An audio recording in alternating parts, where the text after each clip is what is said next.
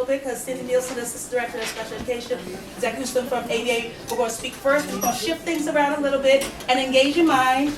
Dan Levine and Louisa Choi, was it? Connaughton, sorry, are going to present about their executive coaching company and their tutoring services and about some of the different things that show up there, the tools that they have that are available at home and that can also be used in school. And they will tell you more about how they started the company and what their goal is and their mission. So Dan and Louisa, thank you for joining me. Have you slice that? Thank you. Hi everybody. So do you want to do it, or do you want to tell me when to do it? You want to just look at me? Or? Yeah, I'll look at you. Okay. Okay. So Dan Levine, Louisa Connaughton. It's a new name. Well, not that new, but new to me. We are from Engaging Minds. We are located in Newton. That's our original site, and we opened last year also out in Natick. We're an executive function academic support program. And our focus is primarily on teaching executive function skills to students in grades 2nd grade through 12th grade through the lens of their own schoolwork. So our kids bring their stuff to us and we help them access, manage, organize, prioritize, initiate, plan, get through their work in a more efficient and effective way that works for them. So what our hope tonight for the 20 minutes that we've got, tell you a little bit, kind of catch you up on executive function for those who aren't fully in the know, just let you know how we think about it a little bit. And then I'm going to turn over to Louisa, who's going to give you 7 or 8 strategies that you might want to consider with your kids at home. That sound all right? Mm-hmm. Okay, good.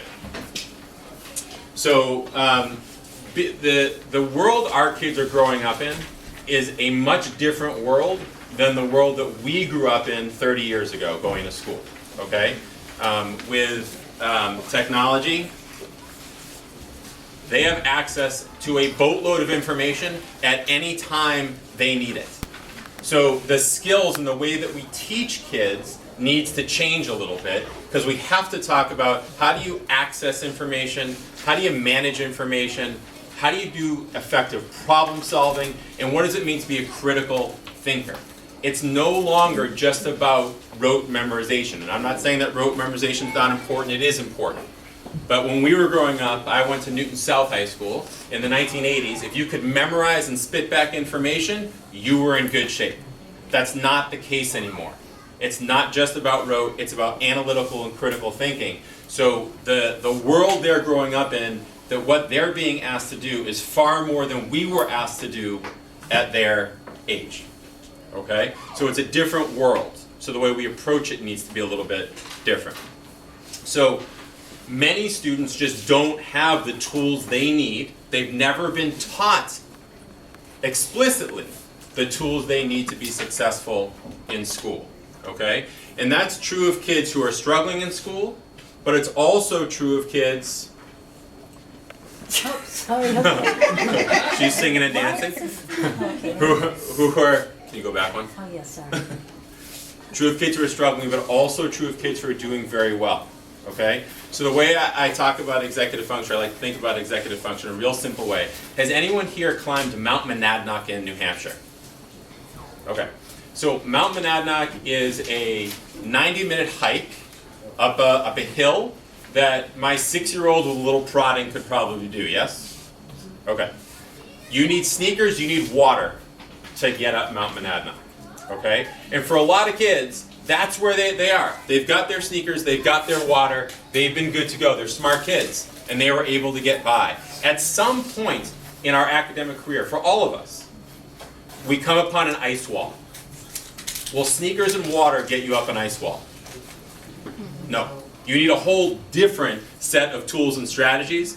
That's what we're providing with the executive function support. So when all of a sudden things start ramping up and getting more difficult, we have to be explicitly teaching students new and different ways of approaching that same material. Does that make sense? Mm-hmm. Okay. We love this book, Late Lost and Unprepared by Cooper, Kahn, and Dietzel, and this is what we use as our definition of executive function, a set of processes that all have to do with managing oneself and one's resources in order to achieve a goal. It's a very straightforward definition of executive function. What do I need to do to land here? Okay? And all the steps that that takes. So we break out executive function into 9 distinct components. Okay? And does everyone have a handout from us? No? Well, let's give you the handout. Okay. Where's ours? There's up on the table. Oh, is it out there? Okay. So we'll get you the handout, but you don't have to write all these down. They're going to be on the handout. Okay? But let's just go. You can just put them all on. Okay? So we talk about organization of materials. Okay? We talk about organization of ideas, and that's ideas for writing, for reading comprehension, for studying.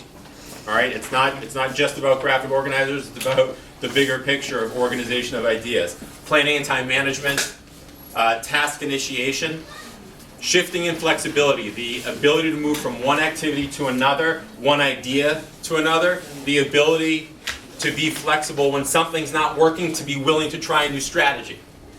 Working memory, self-monitoring, so setting goals and developing plans, impulsivity and emotional control. Hit it one more time. We're going to give you tips on the first 4 tonight, because that's what we see most often in our one-on-one sessions with kids. And I think that you will get some real value out of those 4 tonight. Okay. So here's what I'd like to do, and we do this in all of our workshops. Could you take a minute and a half, and either on the piece of paper in front of you, on your phone, on something, I'd like you to think about what you needed to do to land in this room tonight at 7 p.m. What in your life did you need to take care of to be able to land here tonight? And I'm going to ask for 3 or 4 people to share. Okay, so take a minute, take 90 seconds, think it through. Thank you.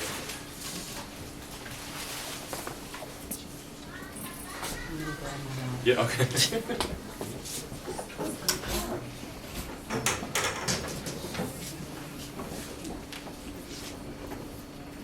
Yeah. Yeah. Yeah.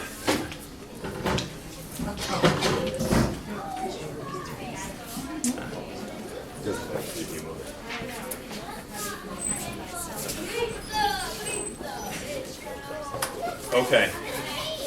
Who's willing to share? Come on, a lot of people in the room. Who's got some courage? Thank you. I was thinking, because I was home today, so basically I had to make sure I had to wait, make sure the time when the kids were getting home. So I was waiting for their buses to bring them home, making sure we had their homework and everything put together, so when they got here they could go back there and do it, and just get in the car, making sure we had everything, the directions, driving here, the parking, coming up the stairs, making sure we get looking at the time. So I think a lot of it was little steps of timing, just to get it all together. So there's a linear pattern of even myself, get my jacket, get my gloves, go down the stairs, make sure everything's ready, lights are off, everything's turned off, ready to go, and action. Awesome. Thank you. You're welcome. Who else is willing to share? Thank you. Man, I was leaving the house and I realized I have to shovel first to get my car out. Then I went, had to go to the car dealership because my key's not working. So went over there, got into traffic, then I picked my friend up from the airport.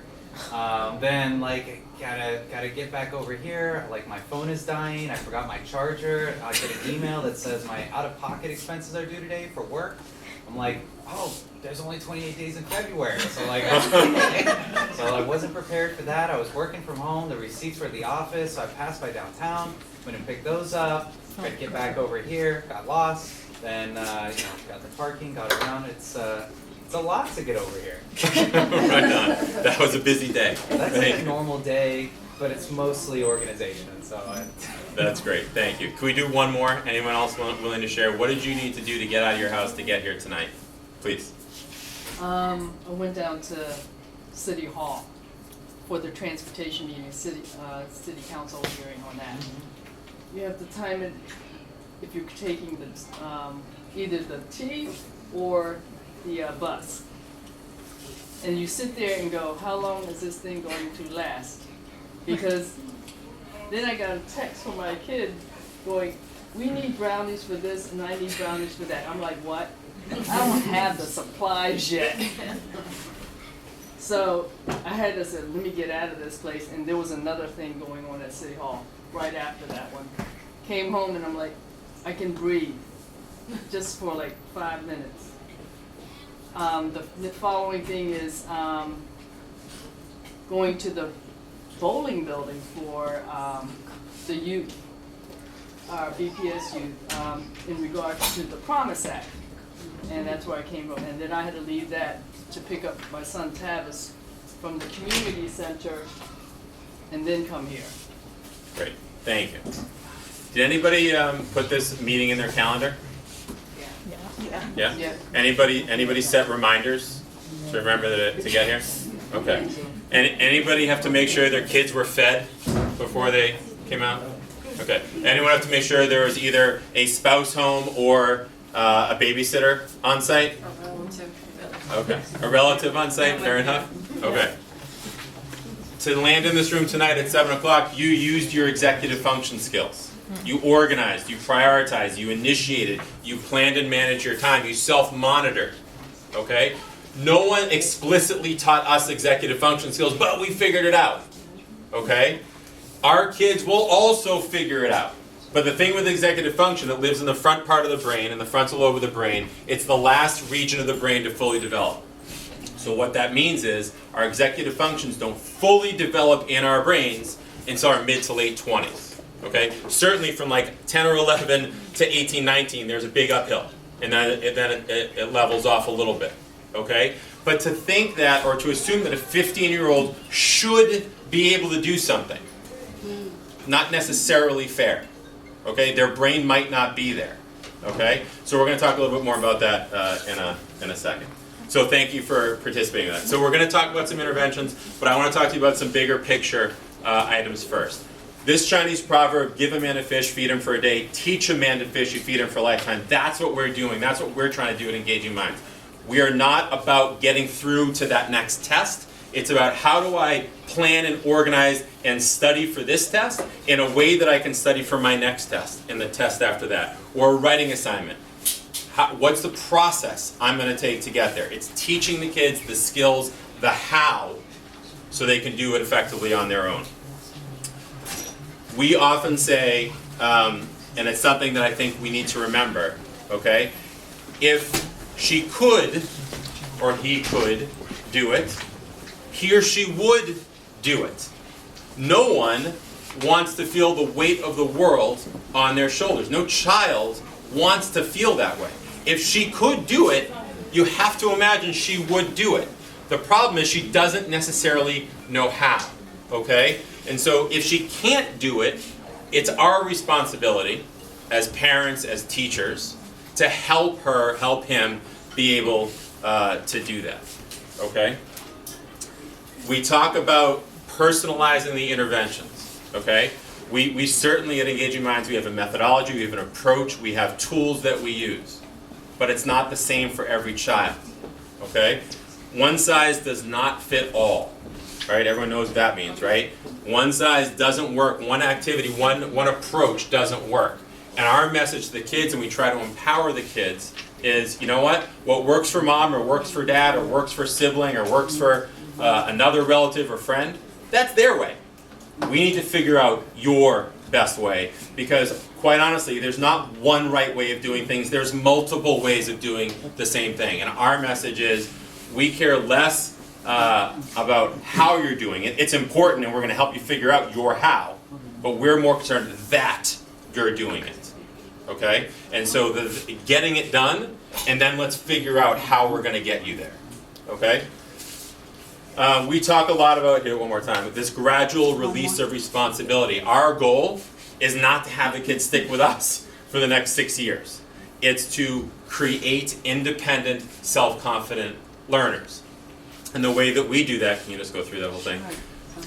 There's several steps. We model, we do it together, that guided practice. We let the student try it on their own, and then we have them apply it elsewhere. So that could happen in one session, right? If we're working on a math worksheet where we can model a problem, we can do one together, We can let the child try on their own and then maybe throw them a tougher one at the end. That can happen in a 55-minute session. It could also happen over the course of several weeks if the child's working on their first research paper, or we're constantly working on organizing our binders.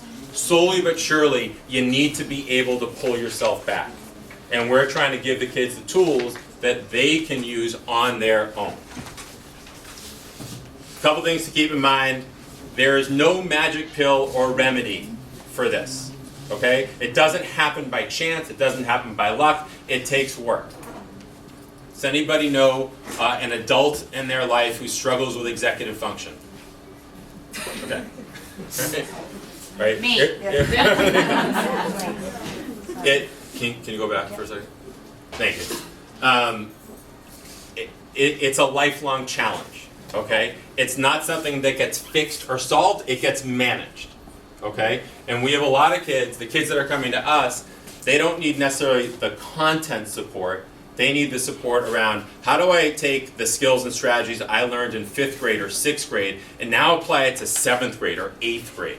Right? As schoolwork gets more challenging and more demanding and there's more of it and there's less time in the day to do it, kids that struggle with executive function may need some support navigating at that next level.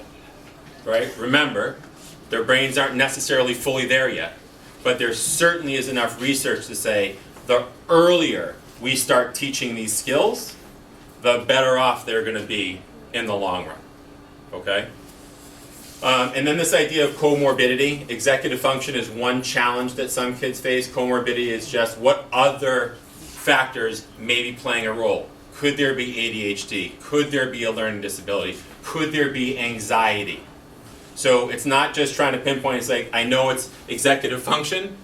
Just be open to the idea that it could be multiple pieces that you need to address with the kids. Okay. I think. There you go. So I'm going to turn it over to Louisa. I'm going to come back at the end. Anybody have any questions on that introduction? All right, I hope it was helpful. And now you'll get some real tips and strategies. Great, so we're going to start with this idea of organization of materials. So that's backpacks, cubbies, desks, coats, all of the different things. And you can flip to the first slide here. Yeah, do you want me to do it? I'll do it. Yeah. Yeah, sure. Sorry.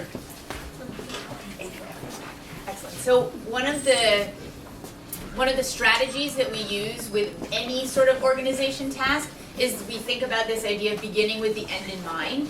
So have your child understand what you want the outcome to be. And that could be Googling pictures of clean desks. That could be talking about or having you or someone else, like, you organize the bag and bring it over and say, this is what our organized bag looks like. This is what my organized bag looks like. And then talking with your child about what steps you might take to get there, what resources would you need, and when could you work on this. And all of these things are done best with your child, and keeping in mind that idea of that gradual release of responsibility, that you might start and then it's, okay, one day, let's see what happens. 1 week, let's see what happens. So training your child through those habits of mind of what it looks like and how can we get there. One of the things we also like to keep in mind is this idea that organization requires memory. So, and that is a struggle. Remembering to do things is a struggle for many kids. So how do you give them tools to improve or not have to rely on their memory so much? We talk a lot about creating specific checklists. So something that could go inside their locker that says, do you have your book bag? Do you have your pencil case? Do you have your calculator when they leave at the end of the day? And you as the parent or caregiver says, did you check your checklist? Or maybe they have an advisor or a teacher at school. Did you check your checklist? And then over time, the idea is that that checklist becomes ingrained. So it's no longer a memory task, it's an embedded understanding of what the procedure is. We also talk about scheduling organization sessions. A lot of kids say, I don't really have time to keep all of my stuff organized. Prioritizing that as part of the work routine can be really important, and validating to them that it shows your child that you think it's important enough to take out of your child's sort of set work time, time to organize. All right, so we also talk about organization of ideas. This is across all subjects: reading comprehension, math, science, writing. We love graphic organizers. There's a bunch of different ways to arrange dots and circles and boxes on a page. But the idea is that you take the thinking out of the writing process, so to speak. So they get all of their thinking out and organized on a page in some sort of way that makes sense to them. And then you use that to go back to the writing. This is another, you can use graphic organizers also when you're, again, doing reading comprehension. So if you are taking notes, you can have the heading in the bubble and then all of the details around the edges. It can also be, they can be used as a studying tool in terms of organizing information and creating hierarchies for understanding, forging those connections. Can we move forward? So planning and time management, our key message to families is make sure your student is tracking his or her assignments in some way. Whether many schools have online tracking websites, it could be a planning notebook, it could be, there's different apps that kids can use depending on the age of your child, but something where they're keeping track of their work. This is just ingraining in them the importance of keeping that list. Writing no homework when you have no homework. So it's not just, I don't have homework, I didn't write anything down today. You're just in the habit every time at the end of every class, you write things down. We also talk about prioritizing. So when you talk to your children about the assignments that they have, figuring out one of the things that many kids struggle with is that they'll do the easiest thing first, and then it's the night before the big test and they haven't done it at all. So making sure that you're helping your child figure out how to prioritize his or her assignments so that the ones that are the most important get done first. So having a conversation about the priority and then why that should be when it was. Those are some of the, I'm going to do this assignment first because. And then finally, task initiation. And this is another like key understanding, knowing the root cause of your child's procrastination or why they're putting something off. Dan, you wanna? So here's the thing with procrastination. Who here procrastinates? Okay. You ever think about why you procrastinate? All the time. Okay. Procrastinate, yes. Do you procrastinate? Yes. You ever think about why? The typical answer I get is, well, I'd rather be doing other things. And my response to that is, we'd all rather be doing other things. Take that off the table, doesn't count. Go a level deeper than that. Why are you really not doing the work? And when you really push, then you get to, it's too hard. I don't know where or how to begin. It's overwhelming. I don't have the materials. It's not due until a week from Monday. I have so much more time. Those are the reasons why we procrastinate. Not because we don't want to, not because we're lazy. I don't believe in lazy. I think we're all a little bit lazy. All right? It's not laziness. It's understanding what's getting in the way. And if we can figure out and help the kids figure out what is getting in their way, then you can problem solve in a smart way to help them. Does that make sense? So this root cause piece we use for everything. It's not just procrastination. We put it in the task initiation, but you really got to figure out with the kids, like, why don't you want to use a graphic organizer? Okay? There's lots of reasons why they might not want to. That's fine. One size does not fit all. But we're not giving up on pre-writing thinking, so we need to come up with a different way of doing some pre-writing thinking. Okay? I think that's it, you guys. And I think we're out of time anyways. Yeah, so there you go. Okay? I know, sorry. Thanks for having us. Thank you.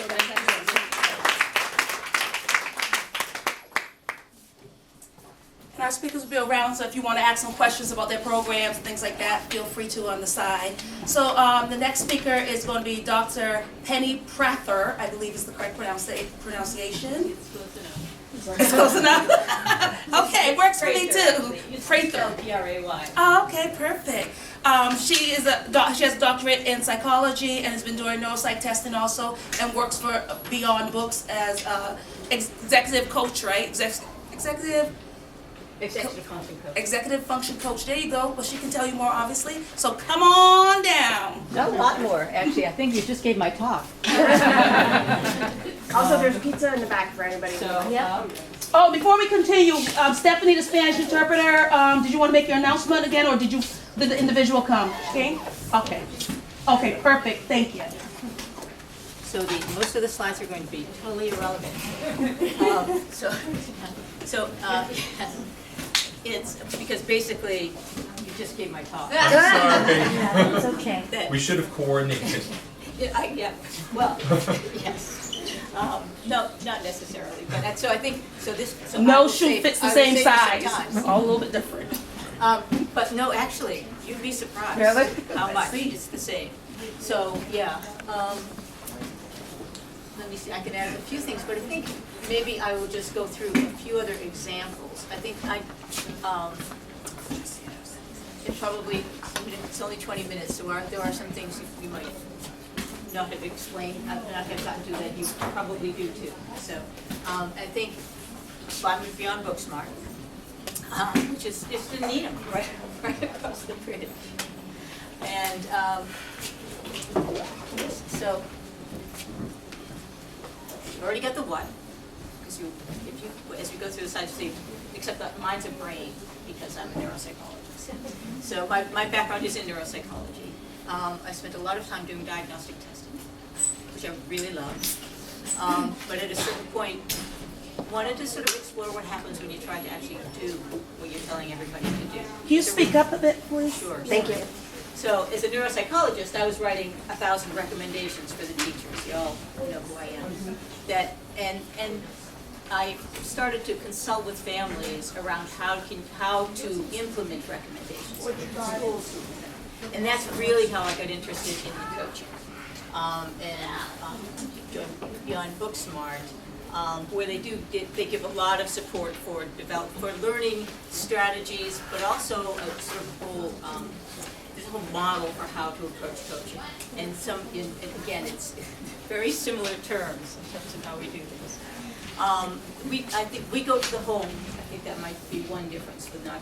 So we go to the home to coach kids, and the model is quite similar in terms of how we approach things. It's the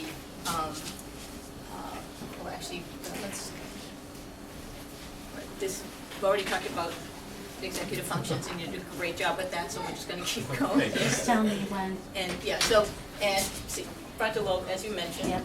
and the executive functions, very similar, and the whole notion of breaking it down, and Penny, could you speak up? Because in the back, I honestly can't hear you. yeah, at I'm all. sorry, Shout at us.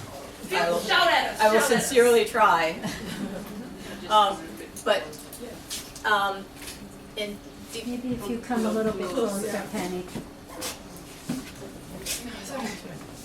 okay, no, it's actually I just don't project very well. So the various components of the executive functions, and as you mentioned, it's goal-directed attention. Those are the sort of the steps. One of the things that we do, and again, I'm not assuming that you do it any differently, so I'm just going to talk about the things that I didn't hear.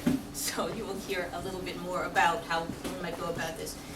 When a student comes in for coaching, we start by trying to identify which areas are particularly problematic, which executive functions are getting in the student's way the most. And again, I'm sure as both teachers and parents, what you see, you can have kids who are really bright, have really strong talents, and yet, they can't seem to use them effectively. And so what we're trying to do is to support the student with the executive functions that help them direct and organize and plan and strategize and use those talents. And so it's really helping in support of developing being able to perform at their potential. I think, so yeah, let's Keep going. go through the and just to reinforce a little plug for why we do this. There is a lot of research, and you mentioned this, there's a lot of research, but some of this surprised me when I was reading it, that executive functions are more critical for school readiness than either IQ or readiness skills in math and reading. They're a better predictor of how a student will do in school. And again, it's how they will perform, and performance has to do with applying, being able to effectively apply those skills to get from A to Z. You know, to have a goal and work towards that goal, and that's where the executive functions come in. They're also predictive of success throughout the school years through college, and predictive of not just of achievement but quality of life. So that, and I think that's why they're getting so much more press. That's really they're so central to success. And yeah, sorry, next. That's okay. Right, that's obvious. Go Yep, to the keep next going. one. So I think when we've talked about the different kinds of executive functions, the components of executive functions. As I mentioned, beyond BookSmart, where we start is identifying the student's particular strengths and weaknesses in terms of executive functions. And then, again, this is very simple. The reach, teach, reflect, release is very similar to what you were describing. We start by just trying to connect with the student and establish a trusting relationship and goal-oriented relationship. So the student knows what we're doing and why, and that we're not working on teaching them a subject area. We're working on helping them have the skills to be more effective and efficient in learning and performing. Okay, next. So in the next one, now, next slide, please. I'm sorry, just, flip through those. Yeah. Now, you've talked about the teaching and introducing the tools. And again, choosing the tools and trying to match them to, so if a student's particular challenges with planning and prioritizing, which is pretty common, we'll be choosing tools specific to that and how it impacts the student. So a student who has a lot of trouble planning and getting through their homework, and that's where we would start and focus there. And the next. So, this is what we've been covered too. Go ahead. So just, we talked, they went through laying out the steps for doing something. So, let's say you're working with a 6th grade student whose executive function, where they're particularly struggling is attention. And I think that this is not unusual either. Mm-hmm. Attention, especially in 6th grade, kids are still pretty wiggly. You have a student who's distractible and restless, and they also have trouble persisting with homework, and that's where they're particularly struggling. So choosing tools that are specific to that combination. So, so this is just an example of some specific tools we might work on with this student is, and again, it's the tailoring to the student. So you have a few tools and strategies that are specific to what's particularly getting in that student's way. And then you try them out. We talk about experimenting. So we're experimenting with this tool. Is this one that appeals to you? How can you change it if it doesn't? So fast break, short goals, and breaks. Fast break is well, you can go to the next one. It's very straightforward. It's basically, if I were working with a 6th grade student, what I'd probably do is just have something already set up with a list of their subjects, which wouldn't be chemistry. And then have them write down what they have for each subject, or none if they have none. And it's just kind of laying it out. And it's just to get started, let's just get down what you have to do. And then you're dealing with the distractibility and the restlessness. So some simple things that I think one would think to do, just trying to be in a place that there aren't many distractions, have a clean desk. But also, when it's difficult to sustain attention, what you try to do is break things down. One way to do that is to just, you might say, well, what's your homework in math? You have 10 problems. So want to do 2 problems? We'll take a break. 2 problems, do a break. But then over time, what you're trying to do is build that up. And engage the student with how long do you think you could do. Another approach might be what's called the 5-minute goal. How much can you get done in 5 minutes? Now, for some kids, they have chunking it and they have a specific, just a goal to finish something is important. For other kids, a timer is like, that gets them going. So that's what you experiment with. Which of those things helps to break it down for that student, and then you build on that to try to make it a little longer, to have them more in control. Then they're setting the goal, and gradually you would build in something like this. Though I've not had 6th grade students who would actually do that. That's we're talking high school. So the next slide, please. So then that's the 5-minute goals. The next one. So this is, I want to talk a little bit more about this because I don't think they've had a chance to talk about this part as much. Because really when you're talking about executive functions, a lot of it is the thinking to. It's not thinking to plan or not thinking, and coming up with strategies to be aware of that challenge and how to address it. So the next stage that we particularly focus on is collaborating with the student and tailoring tools to suit them. And part of that is reflecting on, did that work well for you? What did it do? How did it help you? And what didn't it do? And what can we add or change to do that? So it's really that tailoring it together, which is partly working on a tool that's effective, but also on a way of thinking about it.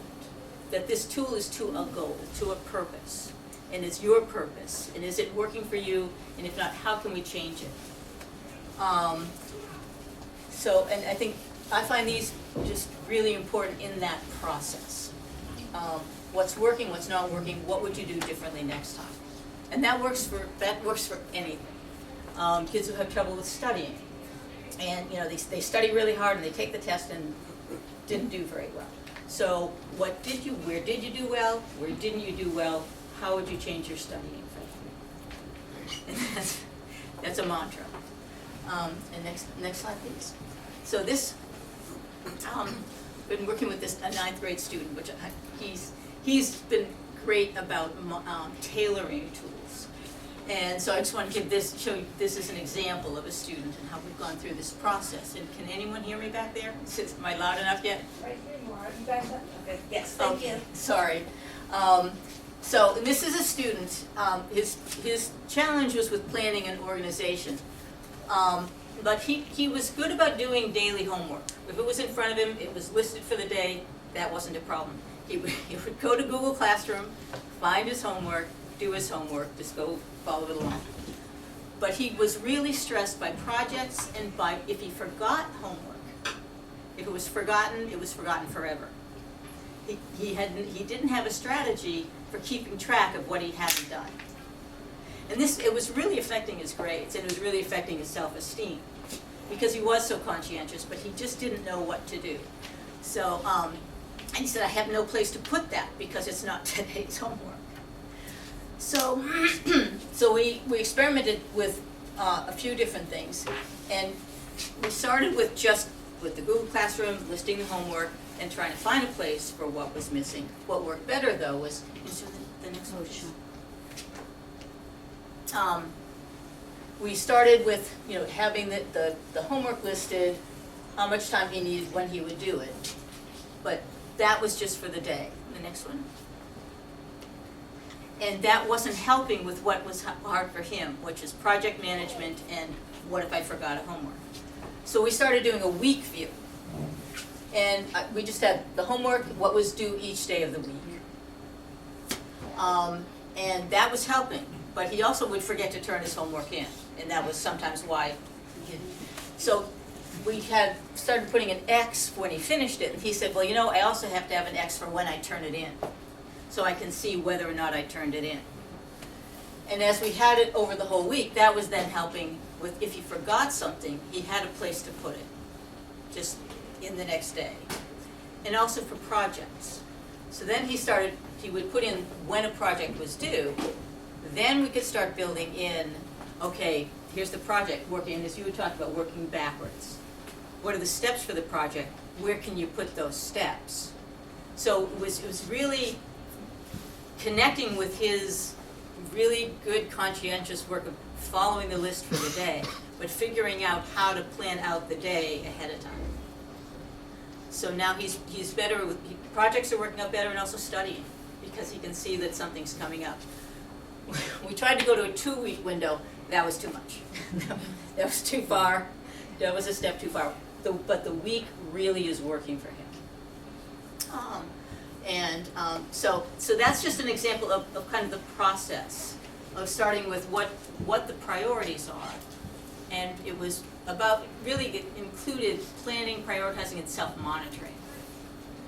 But starting with what was troubling him the most, and then building in the planning, the prioritizing, the tracking, and then he, at this point, he uses that independently. And modifies it as he needs for success. And that's the longer part of the process in terms of all that tailoring. And then, this is a copy quadrant, which, never mind, it's I love that exercise is urgent, but it's not important. yeah, but I know, and you know what's great is the urgent but not important is, kids always go, yeah, texts, or Snapchat, or WhatsApp. They know exactly what that is, but you can't ignore it. But they can put it to one side for a while. But it is, and the cubby quadrant is nice too, because the urgent and important is it's like, I have my midterm tomorrow, I better start studying.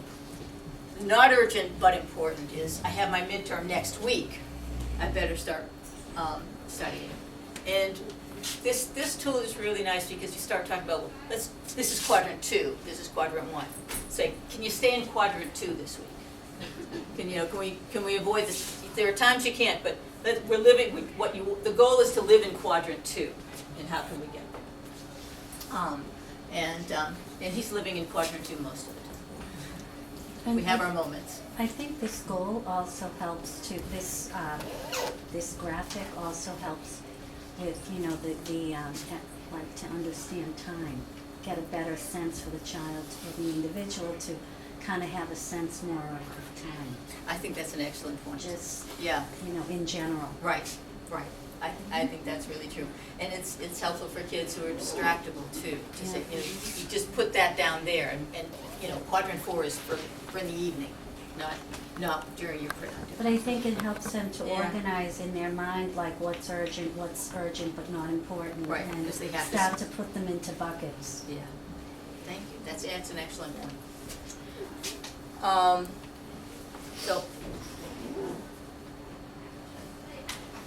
So I guess, and this is really just highlighting the points that have been talked about. That considering the skills, knowing what the steps are in planning, the practical tools and strategies. Another thing I hadn't mentioned earlier, but I think part of the reason for going in smaller steps, especially for kids where it's they're not yet ready to engage with this process of change. They think they're doing fine, or they think they just have to work harder. That when you're introducing something new, which when it's new, it feels like more work, and I've already got enough going on. We really try to emphasize the tools are meant to help you be more efficient, and you really try to find ways right away where whatever you're doing helps the student to get something done better or quicker, and you celebrate any small success to help them get engaged with that, because it is something. Initially, it does feel like something extra and something unnecessary. I mean, I'm doing my homework. Why are you? But it's really trying to introduce things, engage the student, and really celebrate the small successes. So I had another question. So in your, when you're working with individuals, do you build in like reinforcements to get them to keep going or whatever, or do, like external motivator yeah, kinds that's of what things? I'm thinking Do you M&Ms. wanna- I'm thinking or M&Ms. something like that, yeah, just you do, okay. It really depends. Yeah. Not usually, but we will do. I'm working with an adult now, and we build in, if she's finished everything she needs to do, she can watch football. So I really encourage thinking about what is it that you'd like to be doing, Yeah. and how can let's break this down, or if you can get these things done, then you can take a break. So really try to look at what the student wants to be doing, like the procrastination. I'd rather be doing something else, and how you can get to that. But there are times that for a student where if something's really hard, then the parents will, and it's usually with younger kids, might say, well, they'll plan something, and we say, well, okay, if we have this done, then you'll have that opportunity. So you look at it as an opportunity. We also, and I'm also a teacher, so in my classroom too, we try really hard to, or I guess in most cases, or in a lot of cases, the reward itself is like getting your parents off your back, getting your teachers off your back, feeling success. The more you sort of make those small successes happen early on, the less there's a need for that external motivator, because those successes themselves are that feeling of goodness, that like, oh, I can do this, this is something that is worthy for me. And the grades. Exactly. So, okay. Next slide. But I have to play video games on kids if they do the work. So commercial. Actually, so that was those were the points I really wanted to make. But I just wanted to add, I do work with Beyond BookSmart. Michael Delman has written a book, and actually it's a book about practical things to do. It's really good. So you might check that out. And the website at Beyond BookSmart. And I had nothing to do with it, but I think it's pretty phenomenal. There's a blog. There's lots of tips. There's really good material for parents and teachers and us as coaches. So you might want to check that out. I think that can hopefully we've been introducing the concepts, and I think the Michael's book and the website can really. Parents frequently comment on what a great resource it is for them in getting ideas for things and understanding things. So Yes, can you go back to the slide? oh, that's sometimes people want the slides, and there you go. And Michael Delman.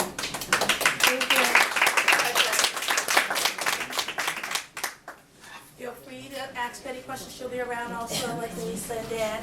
Our next speaker, which I'm very excited about also, like all of our other speakers, is Samantha. Samantha is a YES ambassador.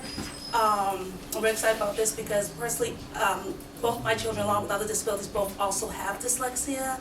And Sam will talk about her history as a student. She's currently an 11th grade student, and 16, correct?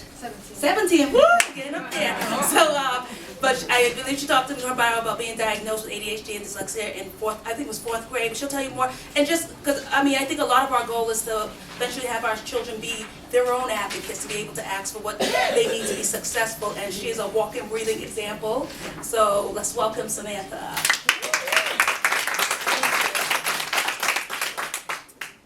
So as she said, I'm from the YES program, and at the YES program we try to foster one-on-one relationships or group relationships with other students that have dyslexia. It's always nice to know that you're not alone. So we have a Massachusetts hub as well as other hubs established in the United States. So, can you go back? Oh, sorry. Students with dyslexia often experience greater success when they are allowed to use their abilities to work around their disabilities. So assistive technology tools help this process. So assistive technology, whatever kids may think when they see other kids with assistive technology, it is not an unfair advantage. Assistive technology is just a way that we can show our learning because that knowledge is there.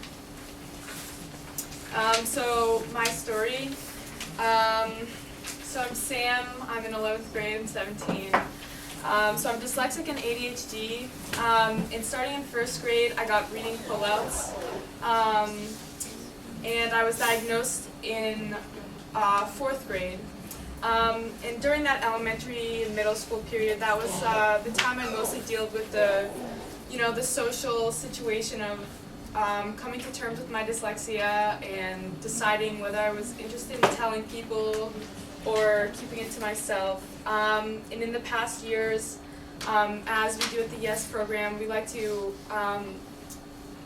teach self-advocacy. So through learning about myself and my abilities and how I learn, I've been able to convey that to my teachers.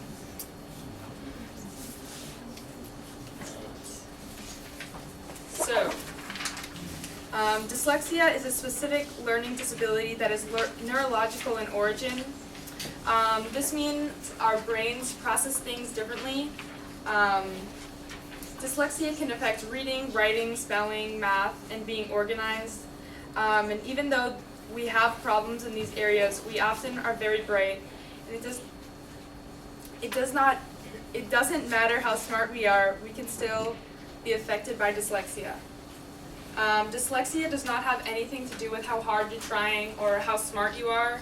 It has everything to do with how our brains work. So here are just some facts about dyslexia. Dyslexia is the most common reason for reading and writing and spelling problems. Dyslexia is genetic, and it is estimated that 15 to 17% of the population has dyslexia. So in a class of 20 students, know that you are not alone. So you can stay on this slide. And then, so here are just some myths about dyslexia. We do not see backwards. Dyslexia is not a vision problem. We do not outgrow dyslexia. Dyslexia does not primarily affect boys. Dyslexia does not mean that we're stupid or lazy. There is no cure for dyslexia, and we are not dumb.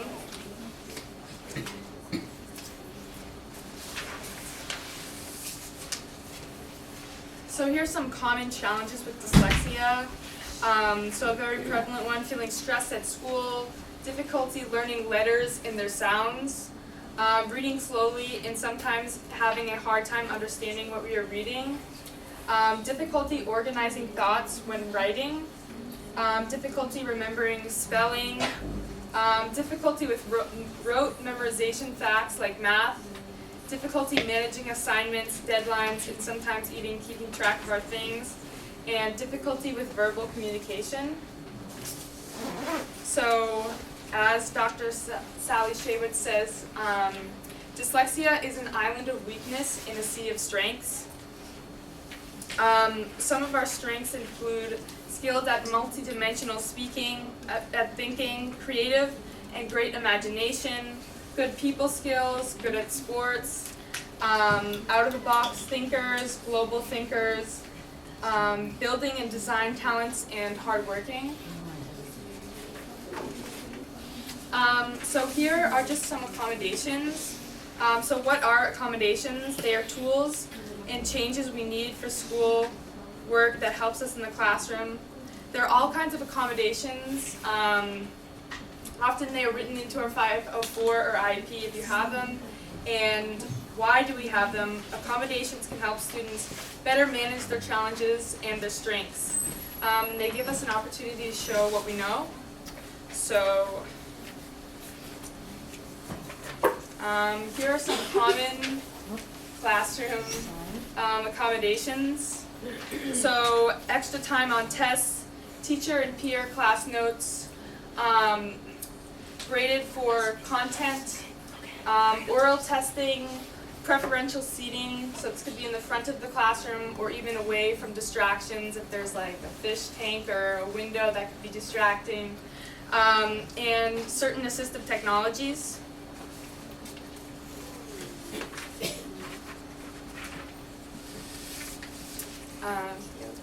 So assistive technology is defined as any device, piece of equipment, or system that helps to bypass, work around, or compensate for an individual's specific learning challenges. It shouldn't make a difference how we get the information, as long as we gain the knowledge. So, as we know, assistive technology is everywhere. These everyday examples could be an automated door you walk through at a supermarket, or a calculator, or even reminders on your phone and calendar.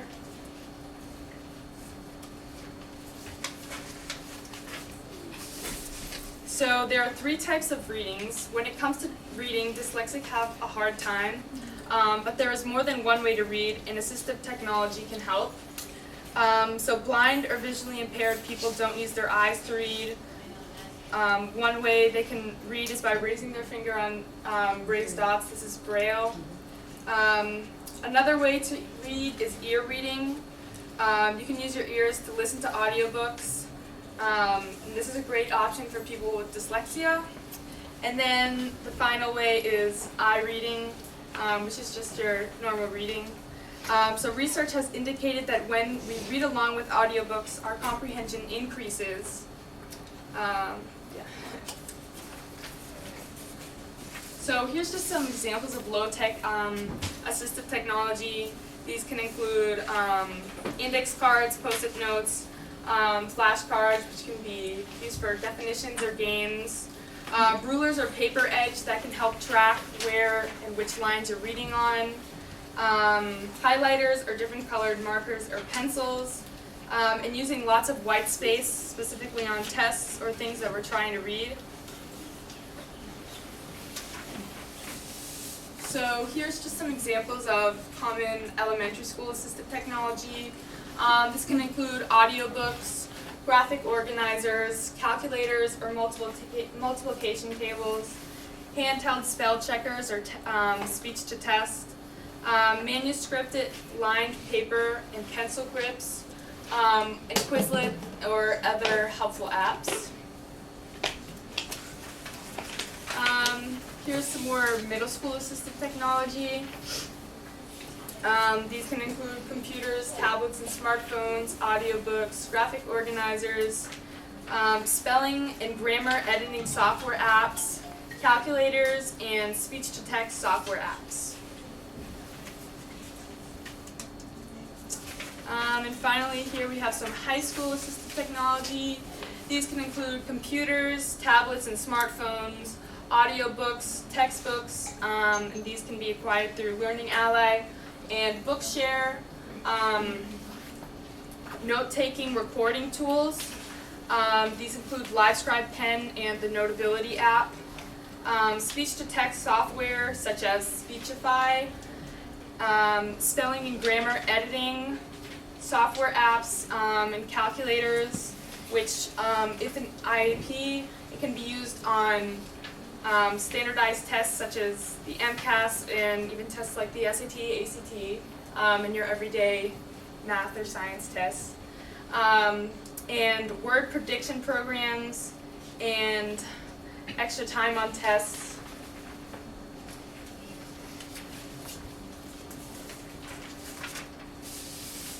So here are just some examples of the low-tech AT that I use in school. And so, as the previous presenters were saying, I always have my agenda book, and I like this agenda book. It's a teacher's agenda book, so it has all the classes in a row, so it's not just lines where you can easily forget about a class. And so I always put when I have no homework or what homework I do and check it off. And that's also in itself really an accomplishing thing, just checking it off. Sometimes even if I've already done something, I write it down just to check it off. Yeah, that's a teacher's notebook. And then I also, my school gives out like iPads, so I don't get a lot of paper. So that's why I like to use a folder. But just to keep things organized, I have a 10 pocket organizer.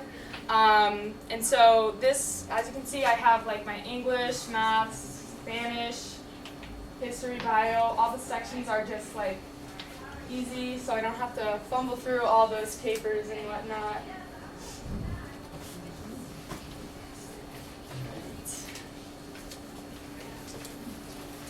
So here are some higher tech assistive technology I use in school.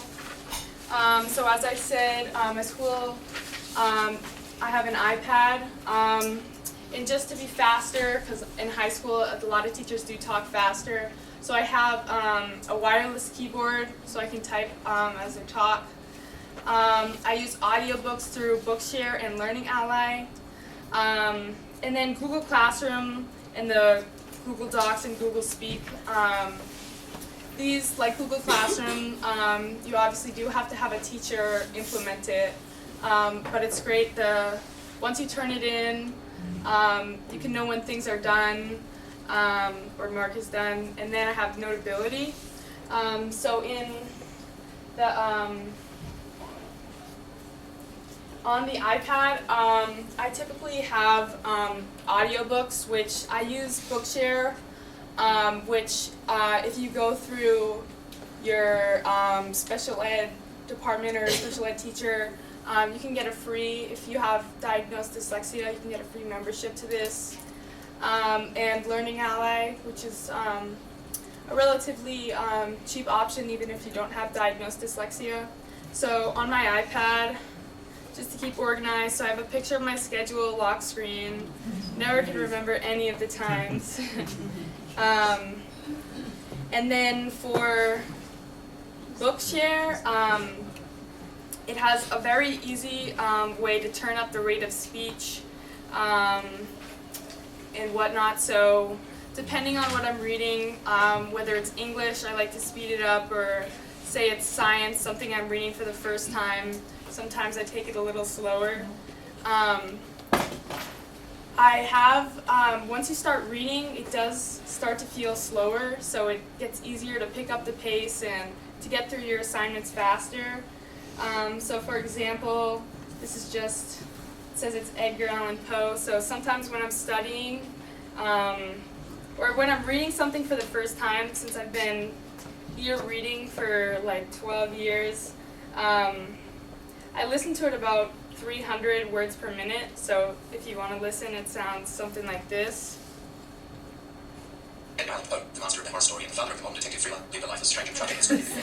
So it does sound really fast, but as I said, once you keep reading, your ears kind of get trained to it. So I don't really typically do that for science, though. If it's my first time, especially with a textbook, take it a little slower. When I'm studying, though, I like to reread and take notes on anything that I may have missed or anything like that. So in that case, I can actually mostly understand it at 400 and something words per minute. So you probably will have no idea what this is saying, but it sounds something like this.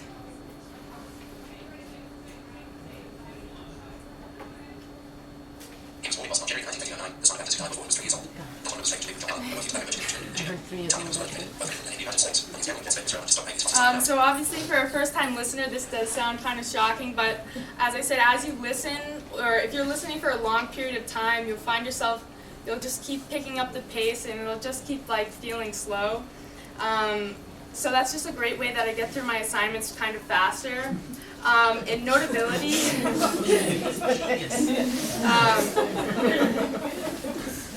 Notability is a great tool. On the side, you can keep things organized. They have tabs and sections, so I have my history, bio, and stuff like that. And Notability does have a section. So as I mentioned earlier, you can, for assistive technology, there is recording. This is something, though, that you'd have to have explicit permission, or you have to be in your IEP. So for me, sometimes I do this with, like, if I'm at home and I'm watching a video. So Notability orients it, say I was taking notes in math. If I'm writing down a problem, there's a little microphone button here at the top. And so it allows you to record, and say I'm taking notes in, if I did have this in my IEP and I'm taking notes in classroom, I could be writing down the stuff, and I'm writing right here. And then if you stop the recording and you start to play the recording, it actually allows you to go back, so you can click on the text exactly where maybe you have a question. It actually allows you to go right back to where that was. So that's really helpful just to review, obviously to study. And there is some codes that people make, so say you're in class and you're really not understanding a certain section, maybe you put like an L or a star, like for listen or go back to this. And another thing that does that is LiveScribe. These are just pens. They have these special dotted papers and it records. And you can write, and then you can actually plug earbuds into the actual pen and just touch the paper and listen right back to where it was. So those are definitely good options for assistive technology that you can look into. And this also works on the iPhone, so even if you're just looking at the news, if you go into settings and you turn on the speech, you can copy and paste and it can speak to you. So that's also a very good option just for your everyday listening. So, yeah. Fair doesn't mean giving every child the same thing. It means giving every child what they need. So as you can see, equality, it's not always like what the child needs. The little one can't even see over the fence, so yeah. Yeah, and that's it.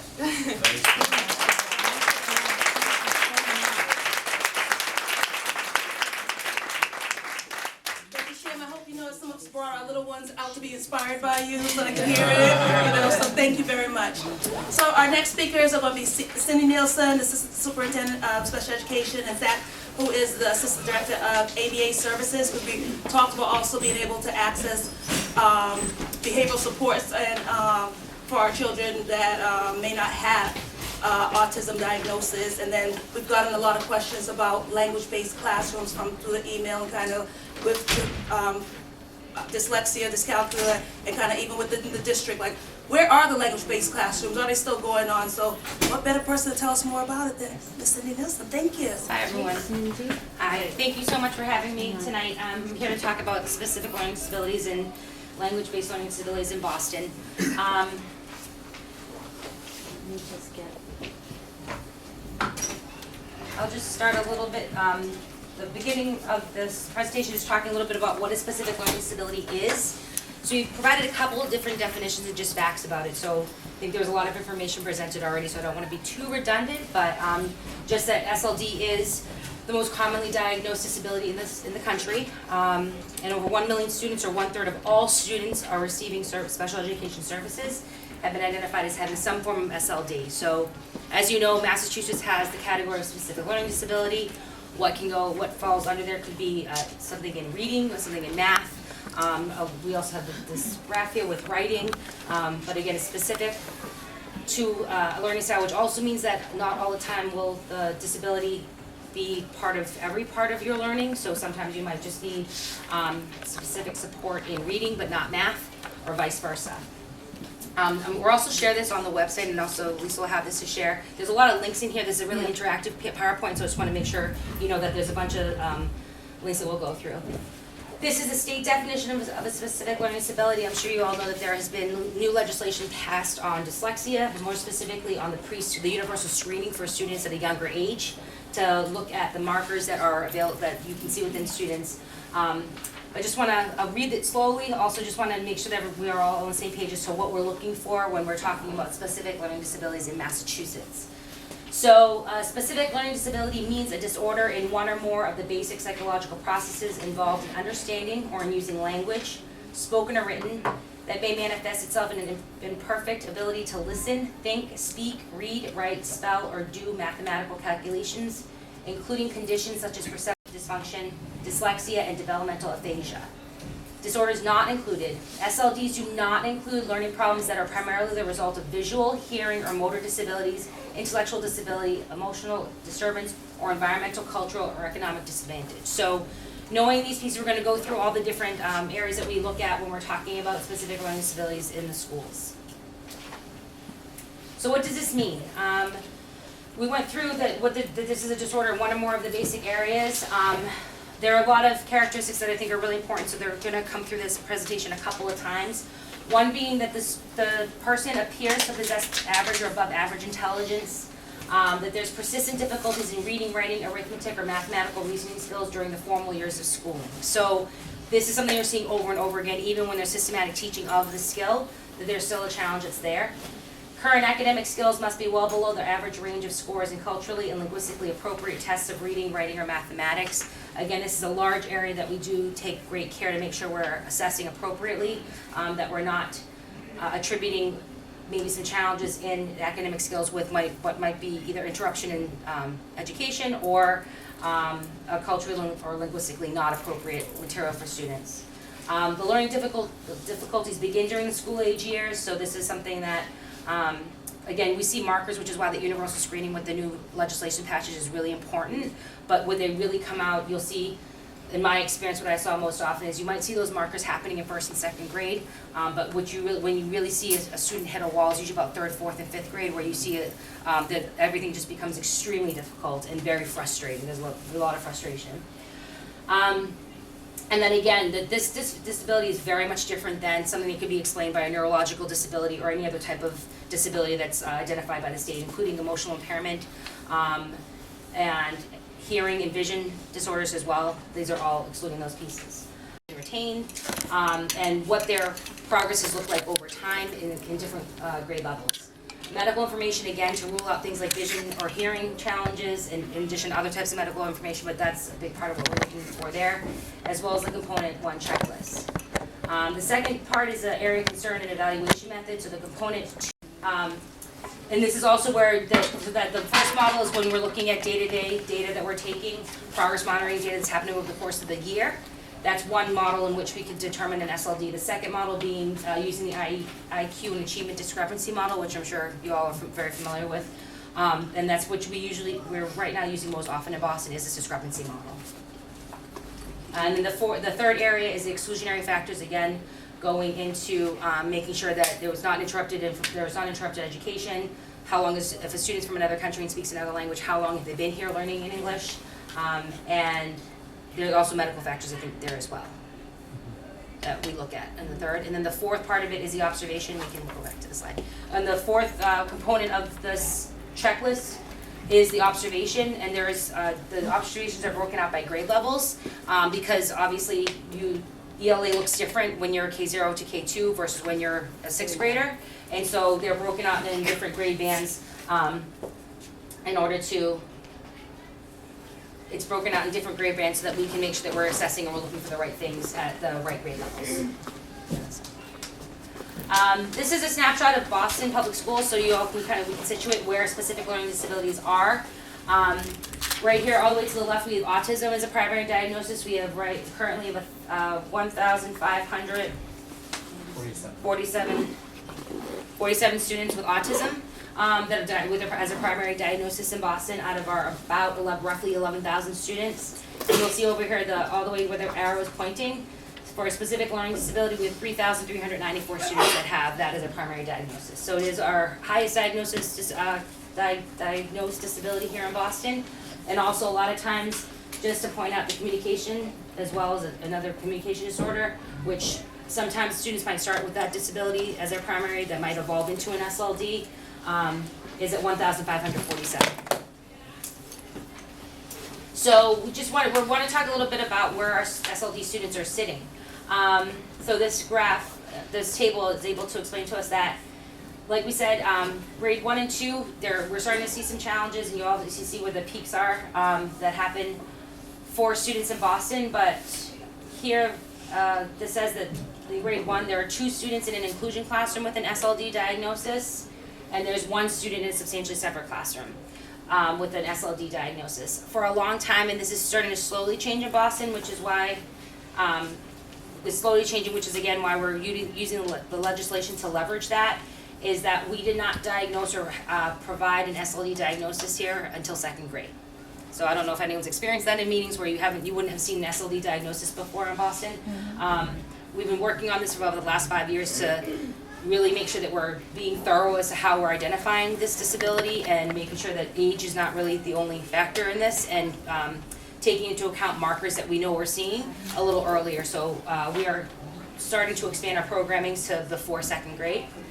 because again, I'm sure you've all experienced too, SLD is really hard to diagnose as these grades 1 to 2 and, well, K2, 1 and 2, and some of 3 are you're still learning to read, so it's hard to disaggregate sometimes if it's developmental to the individual child versus if it is actually a disability, which is why we've been very hesitant in the city to diagnose earlier than 2nd grade. To that end, as I said before, 4th and 5th grade is where you see a spike, because that's where it really presents itself, the SLD really presents itself, and you start to see probably at home more too, where it's bleeding over into homework time, as well as not being able to really start and end tasks and do self-initiate, which again is something that we're seeing across the school and home. So the 4th and 5th grade, again, I'm pointing those out. We have about 108 kids in inclusion classrooms with SLD as their diagnosis in 4th grade, and we have about 77 kids in substantially separate classrooms in 4th grade. So what we think about when we're looking at a team meeting and we're sitting at the table is, first of all, what does the student need in order to access the curriculum? And then looking at exactly all the forms. The forms are hard sometimes because they feel so dry and compliance-based, but what they do is they keep us on track to make sure we're talking about the right things, which is why I'm appreciative of the state checklist that they put out, because it makes sure that all of our teams are talking about the historical performance, most recent assessments, and where's the gap and what the progress the student needs to make. Those checklists provide us a good background to make sure that conversation happens. And then we need to then think about looking at what the student needs to access. What are the accommodations needed? Are there modifications needed? And then if there are modifications needed, that leads to that specialized instruction. And that's the big question about the level of need for a student that has an SLD, is going through these 3 things. If it's accommodations only, that's a pretty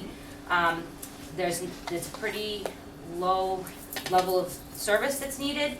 When we go to modifications, if we're changing curriculum and or specialized instruction, that is where you have the bulk of IEPs and why we have students that are on IEPs. Wanted to just talk about this is we're moving towards Boston for a long time, probably since special ed started here in this country, has identified programs by primary disability. I'm sure you've heard of autism classrooms, emotional impairment classrooms, LD classrooms. We are starting to move and starting to have the conversation to move people away from talking about disability as the identifier of what a student needs and really what their individual level of need is. So the primary disability shouldn't be diagnosing what kind of setting you're in.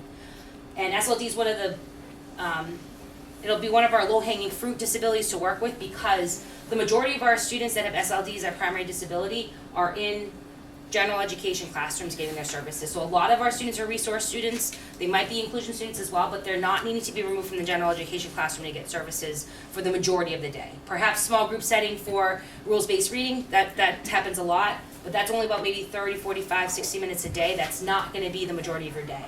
And also just to have the continuum to just help us remember the least restrictive environment that we have is a general education setting, and then the most restrictive would be private residential, which is 24-hour educational need. But again, just again that a lot of our SLD students are receiving the majority of their services in general education settings, getting access to general curriculum.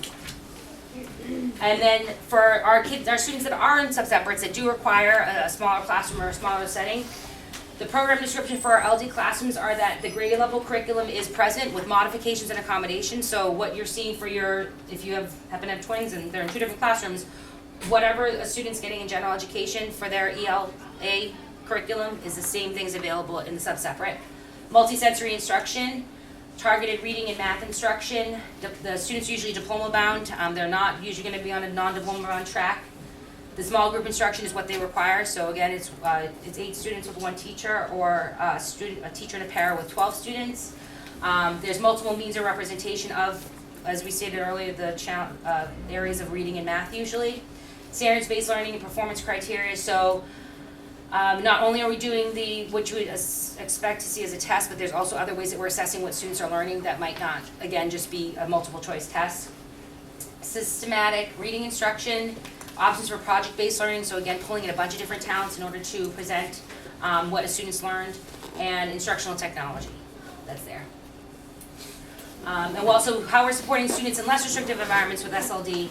We have inclusive support specialists in the district, so we have 14 teacher positions that support students' access to the least restrictive environment. So they're deployed out of central office, they're not assigned to any particular school. We have schools that call and they say, there's a student with a challenge with this, and we're able to send out one of these people to go out and kind of help assess what's happening and come up with a plan and help implement, so that hopefully we can address what the challenge is and keep the student where they are, rather than have a reconvene or another meeting to talk about moving the student, but keep them where they are.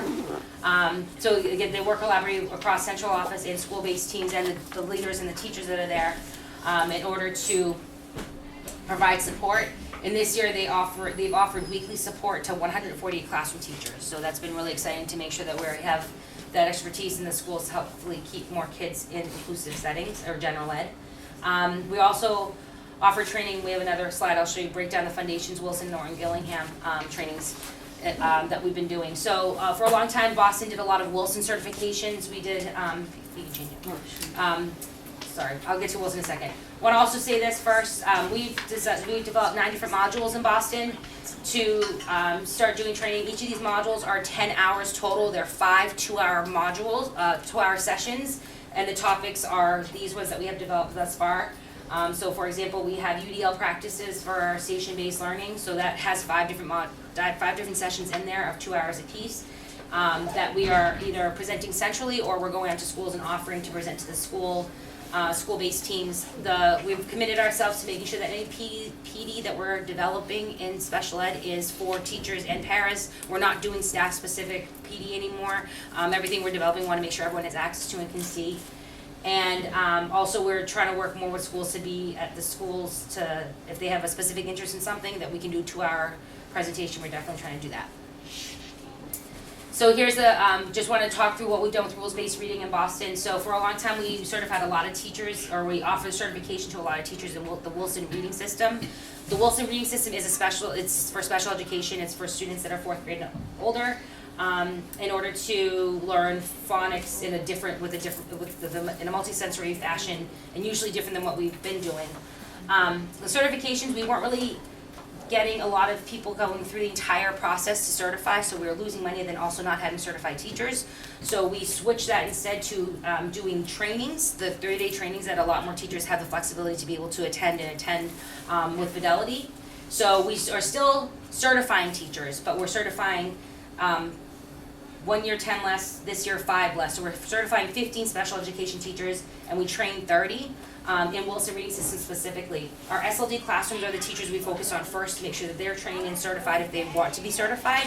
But then through that, we also realized that Orton Gillingham is another, obviously, Wilson's a nice package deal. Orton Gillingham is more around the philosophy or the theory behind reading instruction and decoding. And so we wanted to invest in making sure we had people available in the district that had Orton Gillingham training as well. This is a week-long training that is pretty intensive that teachers are going through during the summertime.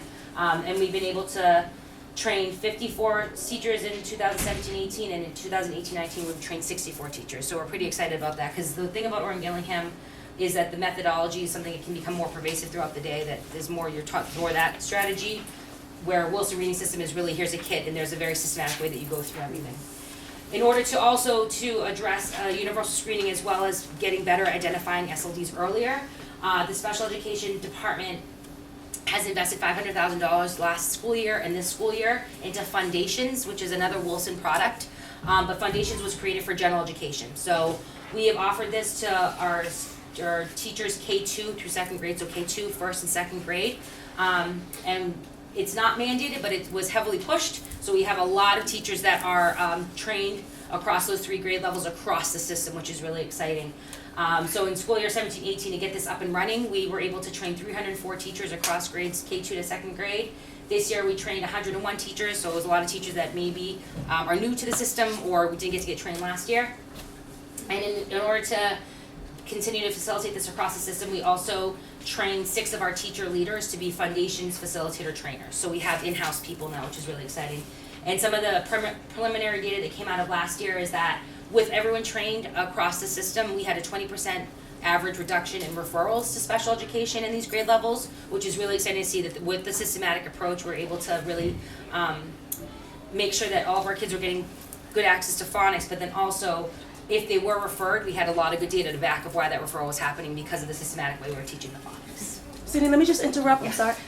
Just so everyone is aware, childcare does end at 8:30, and it is 8:30 now. So you can feel free to get your children and still continue to listen to get information. So, because Cindy's just gonna wrap up in a few minutes, but just as a FYI for the childcare situation as they're coming out.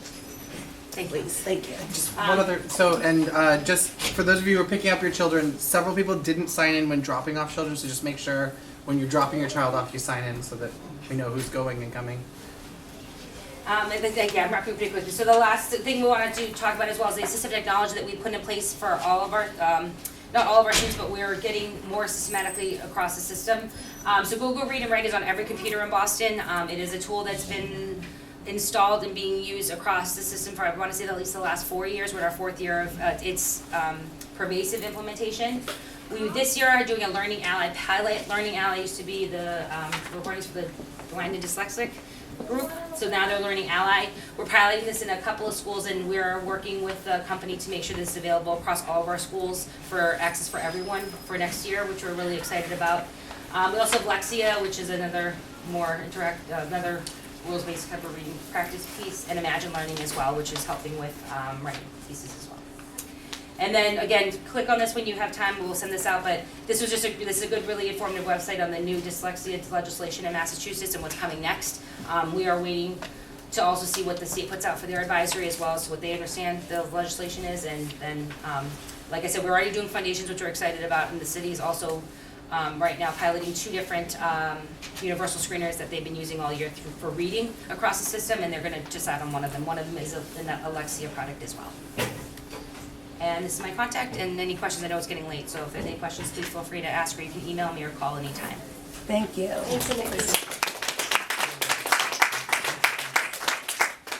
So my deal was I get whatever time is left after Cindy's done. So I'm going to do this in 5 minutes. It's going to be awesome. So I'm Zach Houston, I'm the Assistant Director for Applied Behavior Analysis. My first 4 slides go through a lot of misconceptions about applied behavior analysis. I'll just throw it out there. Applied behavior analysis is, if you go, it's not a musical group, ha ha ha. Right? It's not the thing that's done to cure autism. It doesn't cure anything. It's not about behavior plans and punishing kids. It's not about giving treats and reducing intrinsic motivation. And it's not some outdated and overly simplistic way of looking at behavior. Those are what people often feel about applied behavior analysis. That's not what we're here to do.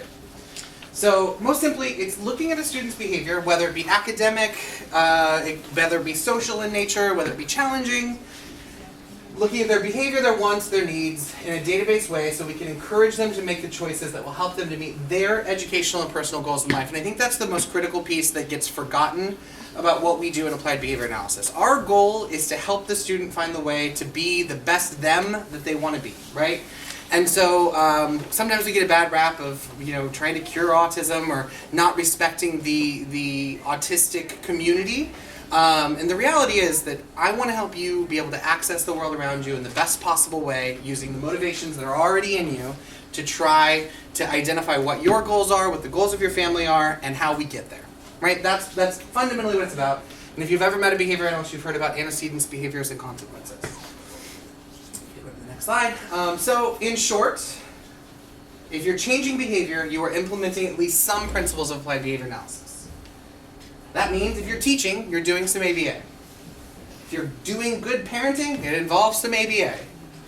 And if you've helped your child learn social skills or how to behave, you're doing some applied behavior analysis. You're already using applied behavior analysis and you don't realize it, right? So, this is where it gets a little bit tricky, and I'm going to try to, with the limited time. You can call me Nick. I'm the Greater Boston organizer with Stand for Children. Stand is a 501c3 and 501(4) nonprofit. What that means, in regular people talking words, is that we do, on our 501c3 basis, work within schools to host free programs. Have you ever heard of Every Child Reads? We address chronic absenteeism. Right now, we're doing anti-bullying, so that's something that I'll be in a couple of schools hosting workshops both for students and for parents on that, making sure that everybody has the tools that they need to help this at home, as well as parents, administrators, teachers. Everybody is equipped with that.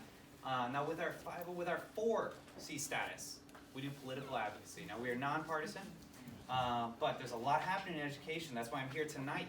Many of you know that special education doesn't receive all the funding that it needs. Many of you know students, some of them even your own children, that aren't getting the care that their IEP demands. How do we change that? How are we a part of that solution? Coming here tonight was a big first step. It really is. You've learned a lot. You're taking home tools. You're going to be able to bring them to your children and to the people who weren't able to come tonight. But there's another aspect of that, and it's unfortunately political. So we're involved right now in a fight for what we call fair funding. Fair funding is about equity, not equality. So thank you for that slide. It's my absolute favorite. And what this means is that the Foundation Budget Review Committee that decides where the money goes for schools, they've identified 3 major aspects in our schools that we need to focus on, that we need money for, or our children fail. That's special ed, that's English language learner classes, and that's additional programs for high needs students. So that's going to be after school. That's programs like the arts that keep them off the streets. It's things that like just babysitting. So that way when your parents are working all day, there's a place that they can go and they can still continue to learn and study. Unfortunately, it's really hard. Raise your hand if you know the answer to fixing this year. I know the answer. I know it. You want me to tell it to you? I'll say it. I'll take another one. Legislation. It is.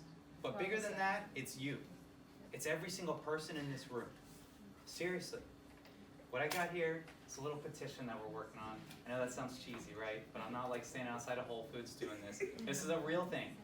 It's a real thing. Fair funding is not behind one of these acts. It's not the Promise Act, which I want to talk to you about. It's not the Cherish Act. It's not the Governor's Bill. It's making sure that we have equity for every single child in our schools in Massachusetts.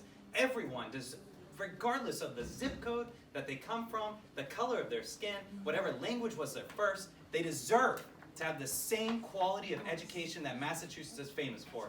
That's what we're fighting for. I want you to be a part of this solution, so I'm going to hand this out. All you do is you put your information, really basic, and then you sign at the end so we prove that I didn't just make you up. That's it. That's all for me, and then we're going to be in touch by email. What was the problem? What happened after?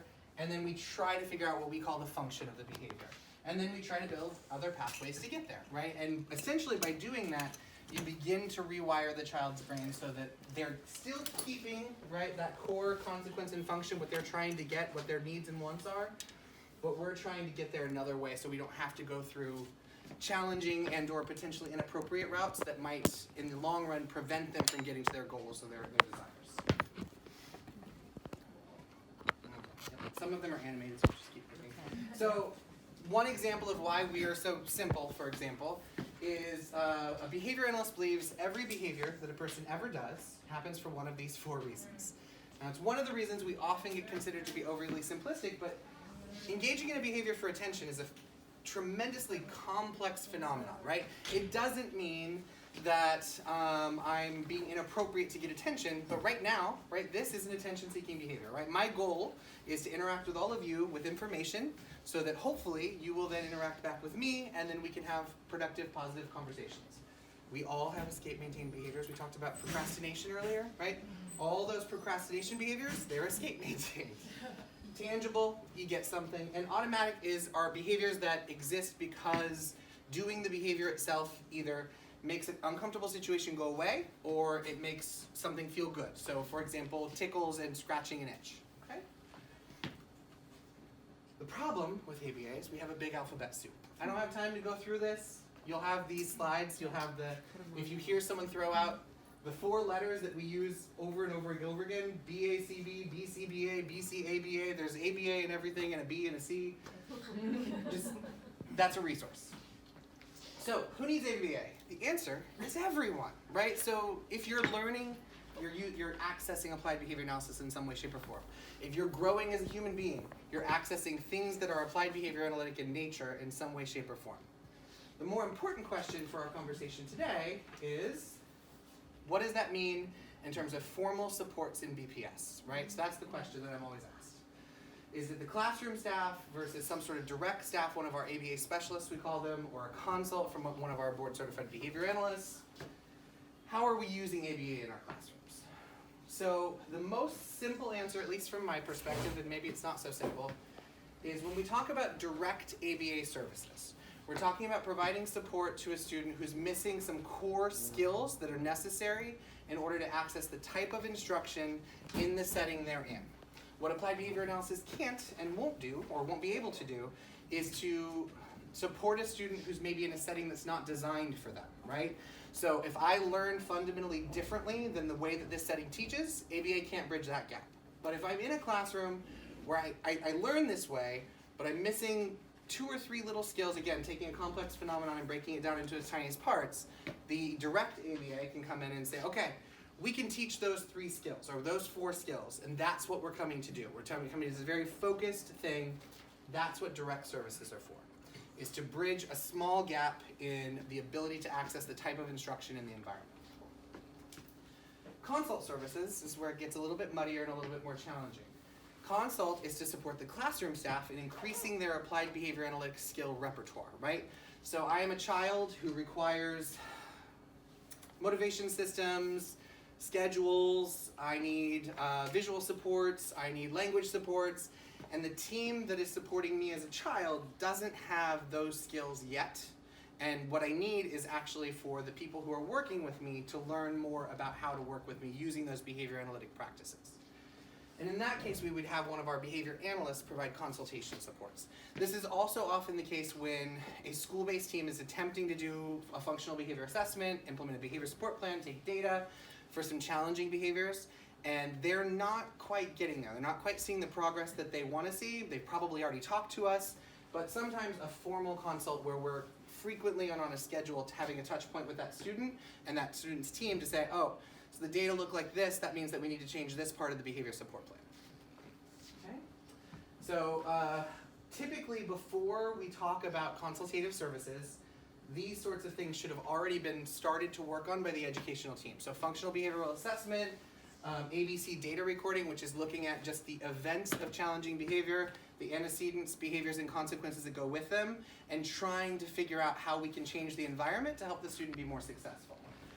And function is often not what you'd expect, which is why we need to do these 2 pieces. We shouldn't just guess at it, we should take some data.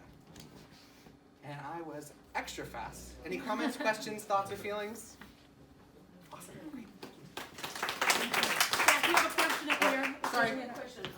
If the school, do you actually put that as a request, as a form in writing to just request for ABA if the child, So you would speak with the coordinator of special ed in your building, right? And they can walk you through the process. So you can always request an applied, you can request any evaluation for your child, right? Oftentimes for applied behavior analysis evaluations, if you go back to that FBA and ABC slide, if that's where you're at, generally we would hope that there would be some more data, the FBA would be completed, the behavior support plan would be implemented. But you can always reach out to me. Obviously my information is not there, so I'm sorry. I have cards back in the back. Or just call the special ed main line, and I can actually discuss specifics and tell you this is where you are in the process, and this might be the appropriate next step, whether it's ABA or the school needs to look at some behavior planning supports and those sorts of things. Yeah?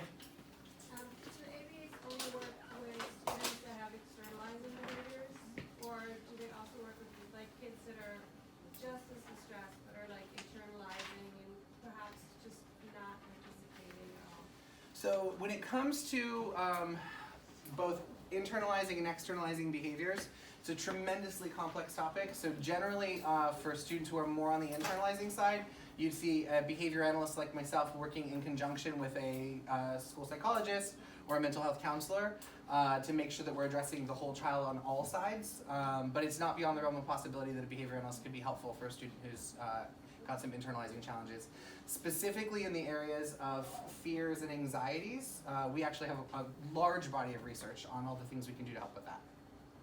Okay. Anything else? Great, thank you guys. Thank you so much. Thank you all for your patience. I know we ran over. Thank you so much.